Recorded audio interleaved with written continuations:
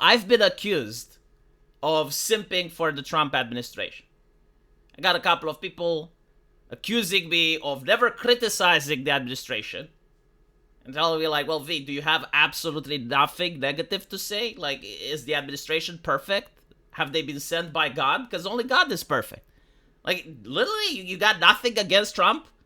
Have you become an ideologue? Because that's how you test if someone is an ideologue. Like, say something negative about X. And if they can't do it, and they're ideologically possessed. You got bias, V. You're biased now. And so, to answer that, it's like, well, of course I'm biased. Like, I think every person is. Like, every person has preferences and feelings and emotional attachment over something or another.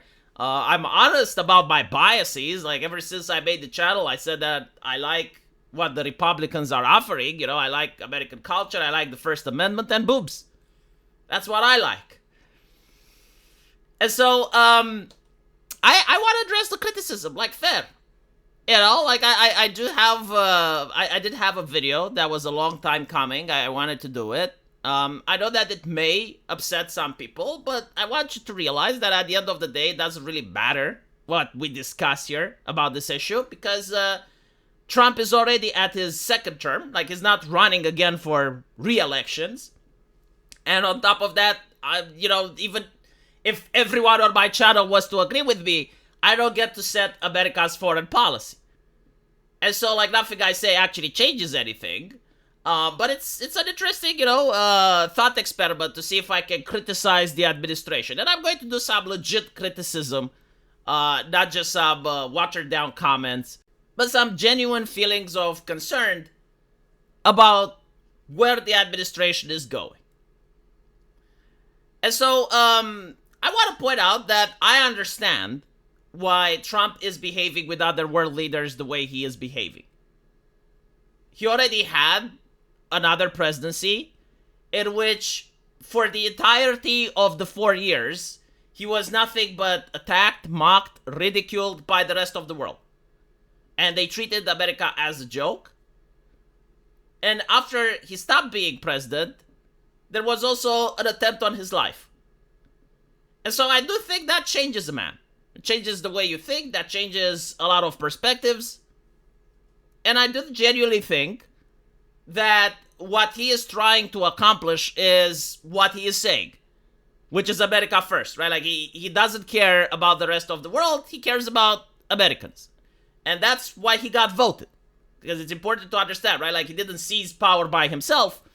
He got voted by the people to such a staggering amount that he managed to get the House, the Senate, the White House, and he has the Supreme Court, and he got the popular vote.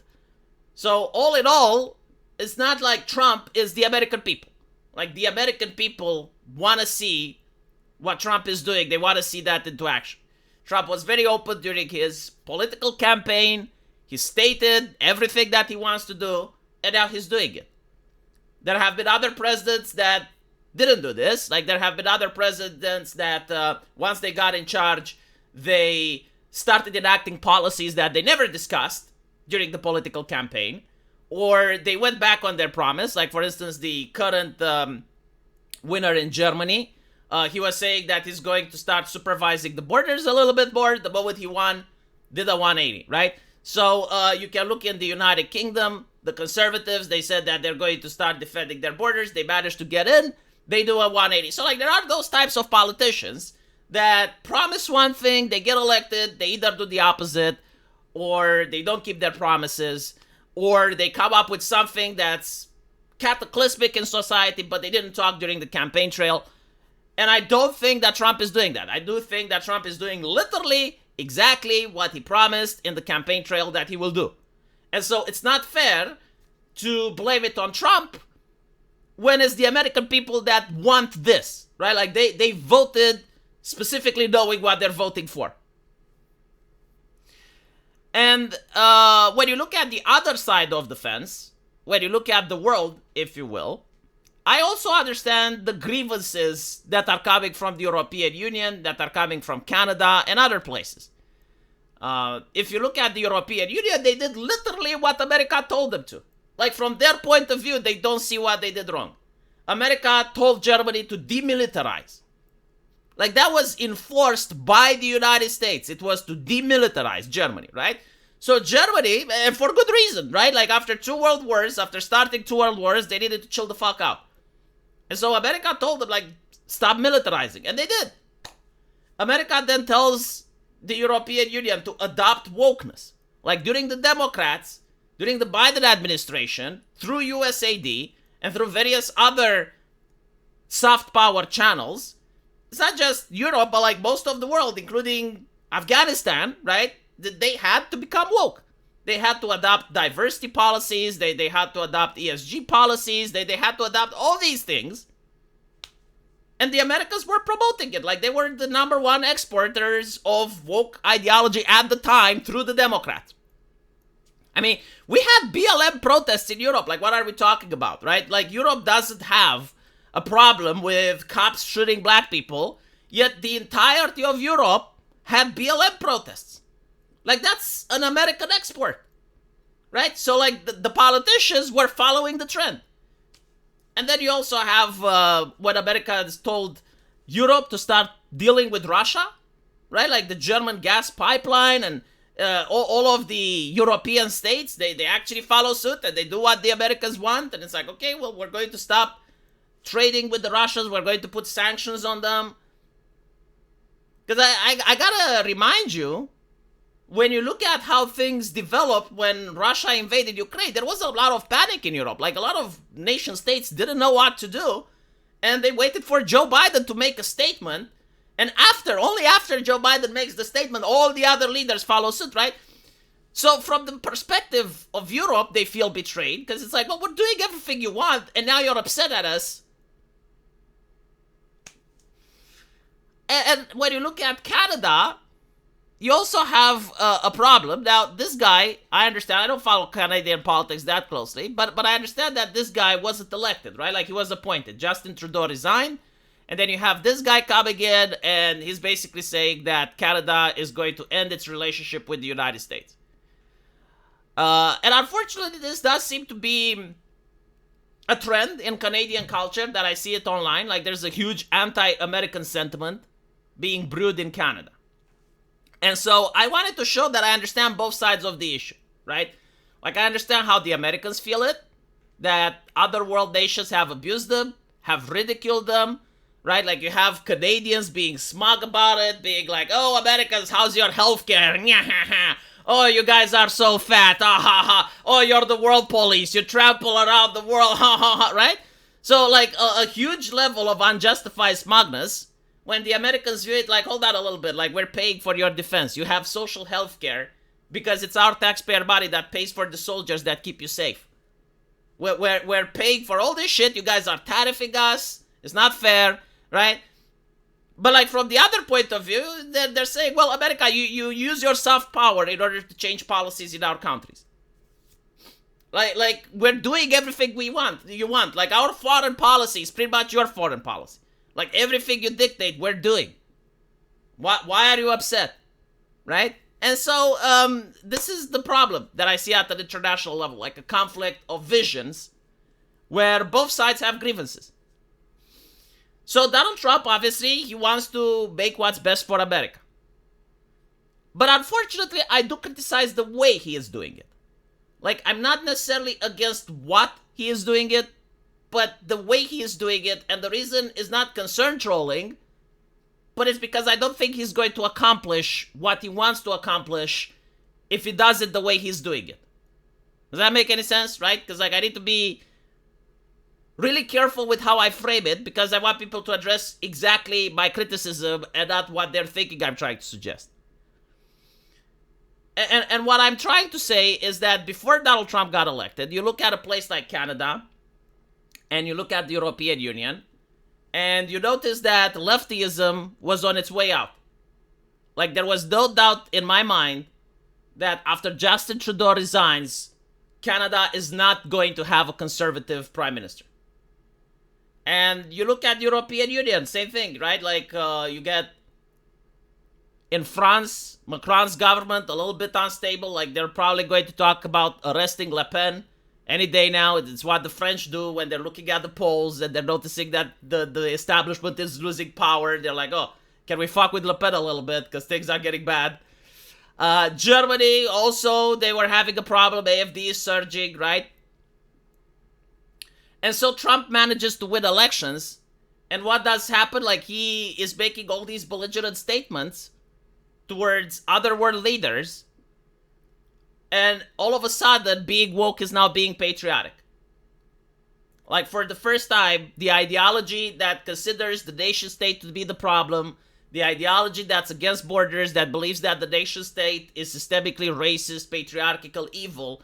Like, by the very definition of the ideology, you cannot be patriotic and woke, because you cannot be patriotic for a nation that's evil, right? Like, and so all of a sudden, to be woke is to be patriotic, because the way the people view it, it's not the politicians. The politicians are grifting off of this sentiment, and they're doing a good job. But from the people's perspective, it's like America wants to now dominate us, and they're powerful enough to do it. So, like, the only way we can fight against America is to create this international coalition. Like, we get the European Union on board, we get Canada on board, we talk with China, we get literally everyone on Earth on board. And then, like, maybe America won't fuck with us, right? So they're creating this international leftist clique that's more powerful than it used to be, because that now is justified by fear and by various sentiments, where if before leftism was on its way out, now it's going to be on its way in. And the interesting thing is that I was expecting people will vote like right-wing governments, right? Like, I expected, in Canada, they will vote someone like Trump, so that when push comes to shove, they go to the negotiation table and they negotiate like strong people, right? Like, one person says, this is what I want, the other person says, that is what I want, and they're coming up with something of mutual interest for both parties. But what's happening instead is like, no, they're forming an international clique. So you have like Macron, you're going to have Germany, you're going to have Keir Starmer, you're going to have whoever wins the elections in Canada, probably a liberal by the way things are going. And they're going to form a coalition, and they're probably going to get China on board as well. And that's going to be the new way forward. Now, the reason it's bad for Trump is that if they solidify and gain power, like, this international clique will do everything in its ability, absolutely everything in their power, to make sure that they put a Democrat in the United States. That they're going to put a left-leaning ideologue, another woke person, that will undo literally everything that Trump is doing. So they're not... like, a lot of Americans are like, well, what can the world do? Like, we have the strongest military. We're not talking about military might. We're talking about subversion. We're talking about public pressure. We're talking about, like, literally everything in their power to make sure that a Democrat is going to be in the White House. Like, you might get an AOC or someone, right? Like, she's going to have the international support of literally every other major player in order to make sure that she's there. And once she's there, the first thing that she will do is to undo everything that Trump would do, and to solidify the movement, right? To fortify the position. And so, it's going to be an interesting future. But the question is, like, how could this have been avoided? Like, why did it get to this place? Because as I said, like, I understand what Trump is doing, right? Like, at the end of the day, it's not fair to leave things the way they are. Like, it's not fair for a nation to be taken advantage of. It's not fair for a nation to be criticized that they're the world police and then be criticized when they don't police the world. It's not fair for a nation to be constantly mocked and ridiculed for not having a healthcare system when they're using their taxpayer money to protect the safety of the Western world, right? And so, like, how do you manage to not let things stay the way they are? And they can't even stay the way they are because America is going into debt. Like, if you look at the bills, they're in a lot of debt. So, like, how can they get out of the debt? And so the first thing is to have a little bit more diplomacy. I know this is not Trump's administration's strong point, but the mean tweets have to stop. Like, diplomacy can be done without having mean tweets. I know this doesn't matter, this shouldn't matter, but it does, right? Like when you're dealing with Canada, instead of being so belligerent and mocking that you're going to turn them into a state, and you're having like all this public spectacle that's really good for the cameras, but again, you're not fighting against a culture or an ideology now. You're fighting against a nation of people that are your neighbors and you want to live next to them. And so like fostering animosity is not really the way forward. Like what Trump should have done is to say, okay, Canada, look, we're in debt and you guys are tariffing a lot of our stuff. Why? Why are you putting tariffs on us? And after that, you can say, well, if you don't lift the tariffs, we're going to have to tariff you in return because that's only fair. If you put the conversation in this way, you actually gain public support. You may even get public support from Canadians. And then like the Canadians can pressure their government in order to be like, yeah, well, why are we doing this? Because the people don't really understand the economy, right? Like they don't get it, but they do understand the concept of fairness. And they will be like, well, okay, hold on, like we're tariffing Americans, because I'm willing to bet a lot of Canadians don't even fucking know that. They have no clue, right? And if you're coming from that point, from that angle, it's a lot better than like, oh, you're going to be the first 51 state, and we're going to take Greenland, and we're going to do all this shit. It traumatizes people, right? Like you make people afraid, and you create that coalition that we talked about it. And then the other problem is pick your fights, right? Like divide and conquer. Like you don't get belligerent with everyone at the same time. You pick a target and you go, right, like let's fix the Canadian problem, because there's a lot of stuff that's, well, allegedly Donald Trump is saying that there's fentanyl coming over the Canadian border. I don't know if that's true or not, but like let's assume it is because that's his talking point, right? The border is unchecked. We're getting tariffed. We're not getting a good deal. Let's focus on Canada. So you play ball with the European Union. You don't talk shit with them. You don't do anything. You just focus on Canada. And once the situation is focused on Canada, then you move to the European Union. And now you leave Canada alone, right? So you give the illusion that, well, you're not against the world. You're just against, like a group of people that upset you at that time period, right? So like America can be nice if you don't upset them. You need to have the carrot and the stick. Right now, Trump is only using the stick. But if you use the carrot and the stick method, it's like, okay, well, you played ball, you get the carrot, and then you threaten the other people with the stick until they play ball and they get the carrot too, right? Like, this is a way of doing diplomacy that works. Like, throughout human history, other empires that did this type of diplomacy were extremely successful.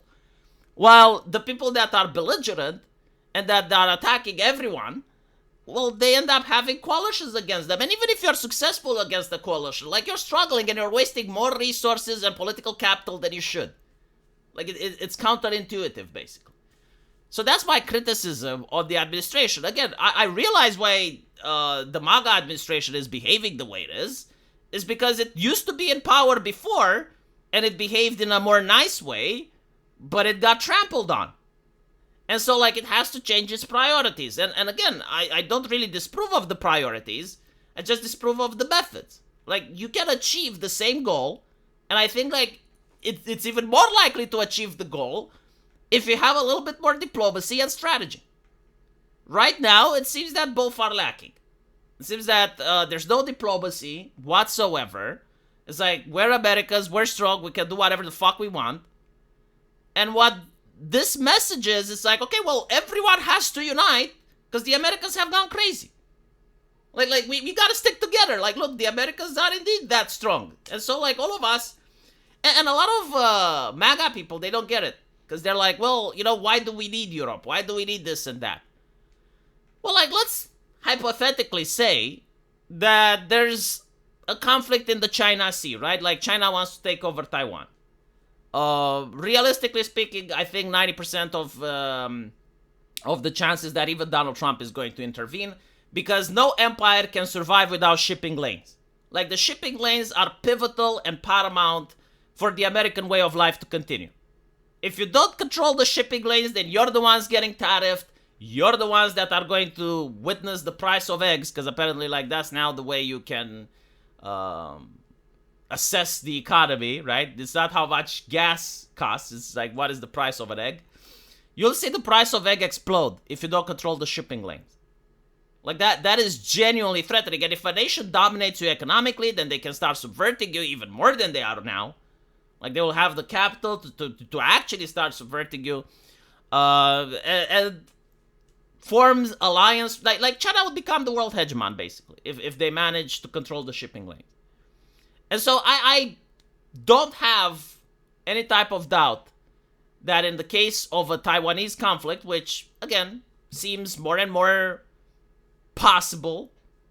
I mean, if you look at the way China was doing things in the last 10 years, that's where they're going. That's what Chairman Xi is saying, right? Like, and if a conflict comes up, then America will intervene. Now, if America intervenes, well, they're going to want China to be sanctioned, right? Like, you're going to want China to be blockaded. You're going to want China to, you're going to want to form a coalition against them.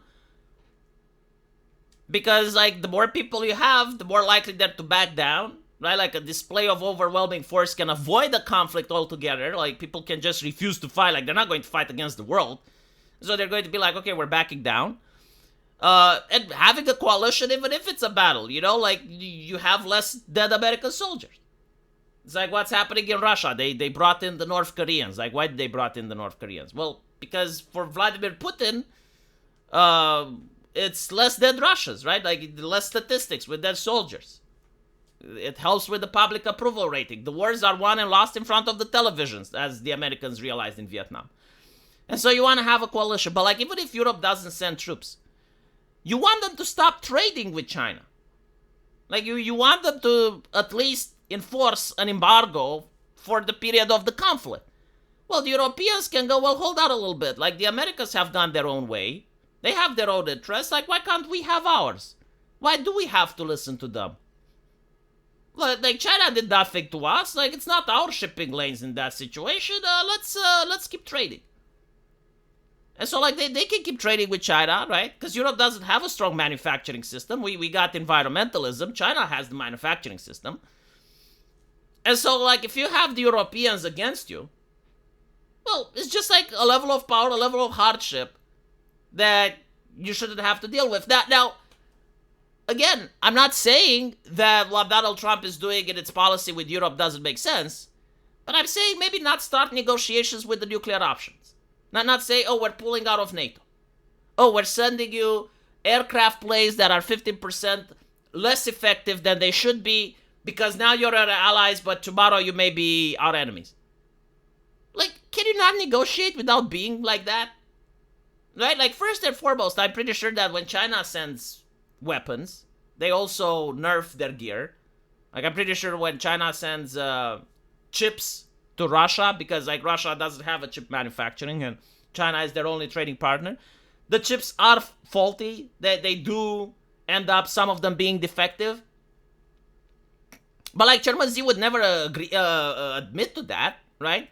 Like, he would say, well, we don't know what you're talking about. Like, must have been a bad batch. We're so sorry. We didn't know.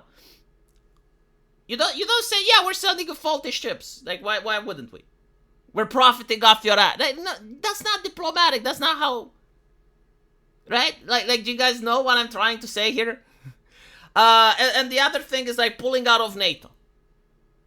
The whole thing that keeps NATO together is the idea that if one nation get attacked, including the United States, everyone gets to help, right? But so it's a matter of trust. You're trusting that you're going to be helped. But if the first thing that America does is like, oh, we're pulling out of NATO. Well, what you're going to accomplish then is you're going to get the European army. And I know, like, a lot of MAGA people, like, they like the concept of a European army. They think it's a good thing. Why do you want another rival superpower? Like, you already have Russia that's rivaling you. You already have China that's rivaling you. Why do you want Europe to rival you as well? This is what I don't understand. And then there's, like, the other idea of, okay, well, if everyone else goes to war, it's fine because America can just stay out of it. You know, we stay out of the war while everyone is fighting. I want you to imagine what would have happened if America didn't get into World War II, right? So you have Russia and Nazi Germany going at it. And while they're in the conflict, their weapons and technology develop at a staggering rate Because that's what war does. Like, it helps you develop your industry. There's no more bureaucracy, no more red tape. It's like, let's get it done before the enemy. There's no more safetyism. That's why, like, during a war, a lot of technologies develop rapidly.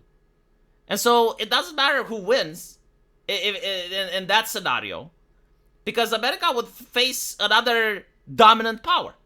Like, let's say the Nazis win, right? Well, now you have them owning an entire continent with technology that's far superior than anything the Americans have. And they get to control the rest of the world, the shipping lanes, everything. And then they can try to subvert your nation in order to install their guys in power in your country. If the communists win, same shit happens, right? Like, they would be able to have superior technology and completely dominate the rest of the world. Now, the reason America had the most prosperity after World War II is because you guys actually did have, like, superior technology. You guys managed to create the nuke. And with the nuke, you managed to create a level of diplomacy that no other nation on Earth had, right? Like, you would tell Mao Zedong, it's like, you leave Taiwan alone, and he would actually do it, right? And so, like, you guys managed to get powerful because of the war. But if you have, like, a policy, it's like, okay, well, nothing else matters, and we're going to allow other people to do whatever they want, you're going to be like isolationist Japan, where you end up with the black ships on your shores, with a level of technology that far surpasses anything you have, and then other nations just dictate shit to you. And I don't know if Americans like having shit dictated to them, because culturally speaking, like, that didn't happen often in American history. And so, again, all of this can be avoided with diplomacy and strategy, which is what I would expect to see from the new Trump's administration going forward, because they're probably assessing the situation as well, and they're realizing, okay, we're making woke ideology to be associated with patriotism. We're making right-wing ideology be viewed as weak and untenable around the world. And worse off, like, who knows what will happen after the elections. Like, if we create a very strong international clique that gets together and they're all woke, they're going to start supporting the Democrats. And if they win elections, they can undo everything that we work for. So that's my criticism. We'll see if I'm right or not. But I'm actually interested in seeing what you guys think. So let me know what you think in the comment section, and I'll see you guys there. Take care.